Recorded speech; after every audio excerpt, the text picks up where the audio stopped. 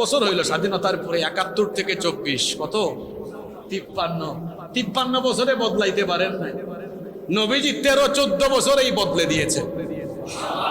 সুবহানাল্লাহ পড়তে ইচ্ছা করে না? আপনারা ৫৩ বছরে না, ৫৩ বছরে না, ৫৩০ বছরেও বাংলাদেশকে বদলাতে পারবেন না যদি আপনারা আপনাদের তৈরি করা আইন দিয়ে বাংলাদেশ চালান।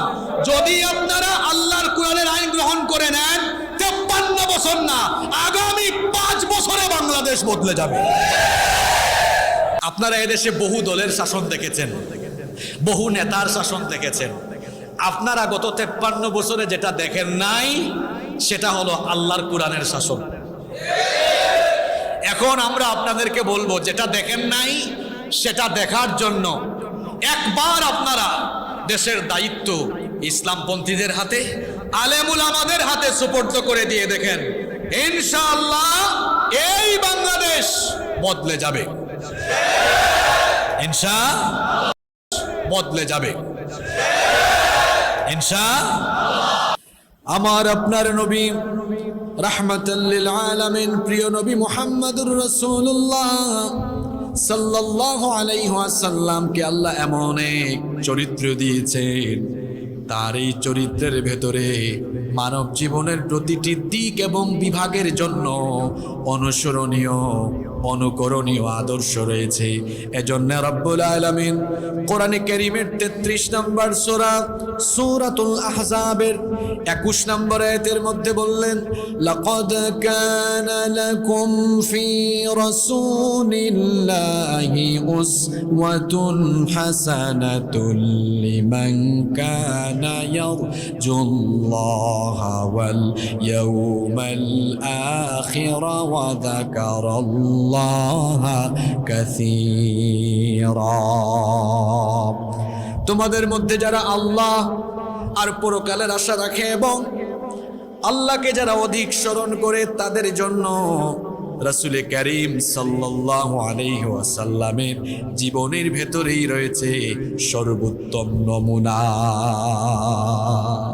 তিনি সব ক্ষেত্রে আমাদের জন্য আদর্শ।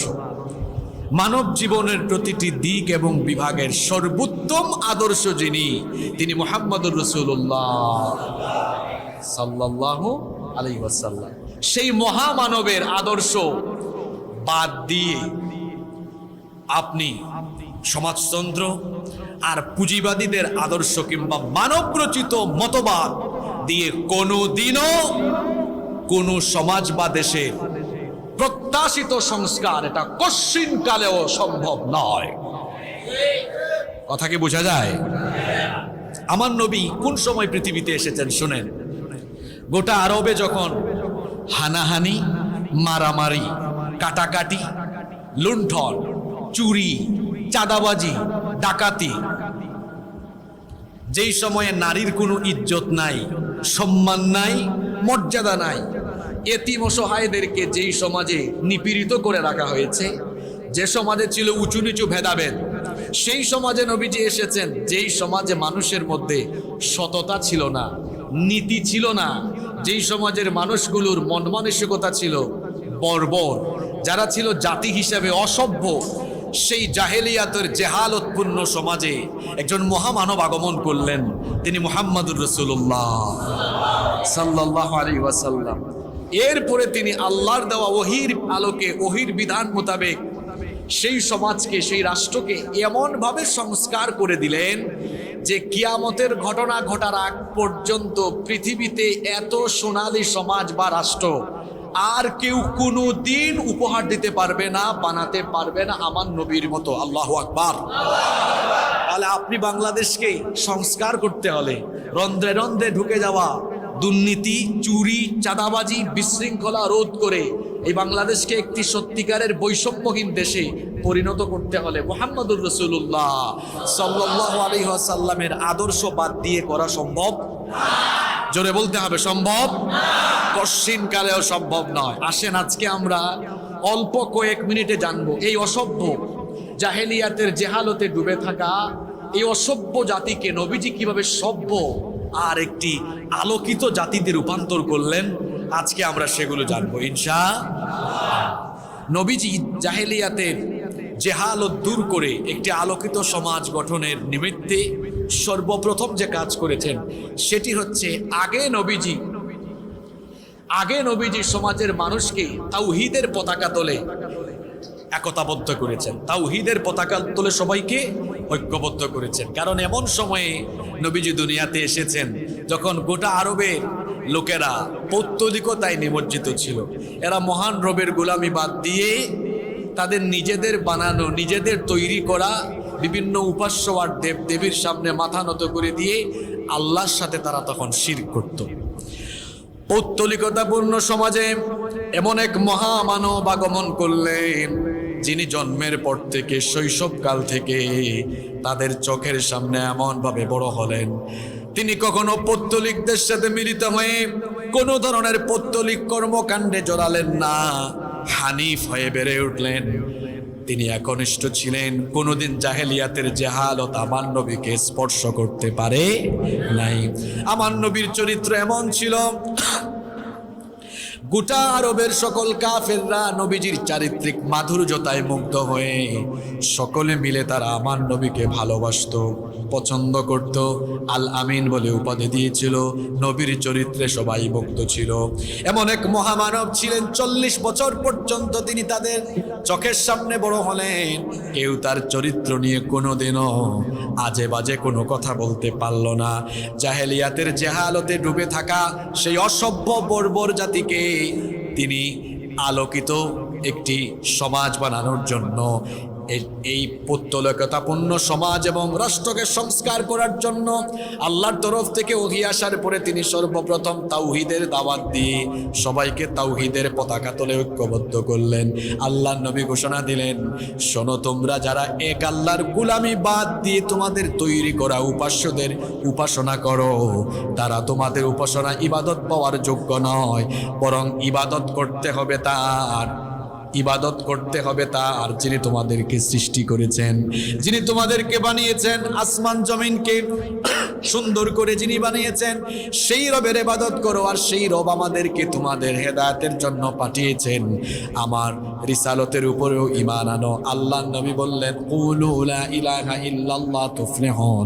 যদি দুনিয়া আখিরাতে সফল হতে চাও তাহলে কালেমার ঘোষণা দাও, লা ইলাহা ইল্লাল্লাহ মুহাম্মাদুর রাসূলুল্লাহ সাল্লাল্লাহু। পৌত্তলিকতায় ডুবে থাকা একটি সমাজ, একটি রাষ্ট্রের মানুষকে সর্বপ্রথম তাওহীদের কথা বললেন, সবকিছু ছাড়ো, তাওহীদের পতাকা তলে আবদ্ধ হও। আর আমাকে যে আল্লাহ রেসালত দিয়ে পাঠিয়েছেন, এই রেসালতের সত্যতা মেনে নাও, আমাকে নবী হিসাবে মানো। আর নবীজি তাদের সামনে আখিরাতের কথা বললেন। তোমরা মনে করো এই দুনিয়ার পরে আর কোনো জীবন নেই, অথচ দুনিয়ার পরে আরেকটা জীবন আছে না নাই? জোরে বলেন, আছে না নাই? সেই পরকালীন জীবনের কথা বললেন, যেখানে মৃত্যুর পরে হিসাব নিবেন, বিচার নিবেন যিনি, তিনি কি? নবীজি বললেন, তোমরা এই সমাজে তোমাদের নিজেদের বানানো তৈরি করা আইন দিয়ে সমাজ আর রাষ্ট্র পরিচালনা করছো না। সৃষ্টি যার, আইনও চলবে। শুনতেছেন আপনারা? মনোযোগ আছে? কষ্ট হচ্ছে না তো? দেখেন, আমি পয়েন্ট বাই পয়েন্ট বলে যাব। নবীজি কিভাবে এই গোটা আরবকে সংস্কার করে দিলেন। প্রথমে সবাইকে তাওহীদের পতাকা তলে একত্রিত করলেন। সবাই যখন ঈমান আনবে তখন বলেন তো, ঈমান আনার পরে একজন আরেকজনের কি হয়ে, তখন বলেন তো, ঈমান আনার পরে একজন আরেকজনের কি হয়ে যাবে? জোরে মাশাআল্লাহ বলেন, কি হয়ে যাবে? জোরে বলেন। দেখেন কিভাবে আরব বদলে যাচ্ছে।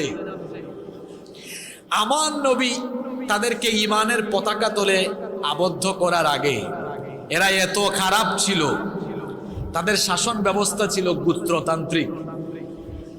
বিভিন্ন গোত্রে তারা বিভক্ত ছিল। বিভিন্ন গোত্রের এক একজন লিডার থাকতেন, তারা তাদের গোত্রকে, বংশকে লিড দিতেন। ছোটখাটো ঠুনকো বিষয় নিয়ে তারা হানাহানি, মারামারি, লুণ্ঠন, চাঁদাবাজিতে লিপ্ত হয়ে যেত। কখনো কখনো রক্তক্ষয়ী যুদ্ধ সংঘর্ষে তারা নিমজ্জিত হয়ে যেত। নবীজি যখন ঈমানের ঘোষণা দিয়ে, তাওহীদের ঘোষণা দিয়ে সবাইকে ঈমানের পতাকা তলে ঐক্যবদ্ধ করলেন, নবীজি বললেন, শোনো, যারা ঈমান এনেছো, ঈমানের সম্পর্ক রক্ত সম্পর্কের চাইতেও বড়। সুবহানাল্লাহ পড়বেন না?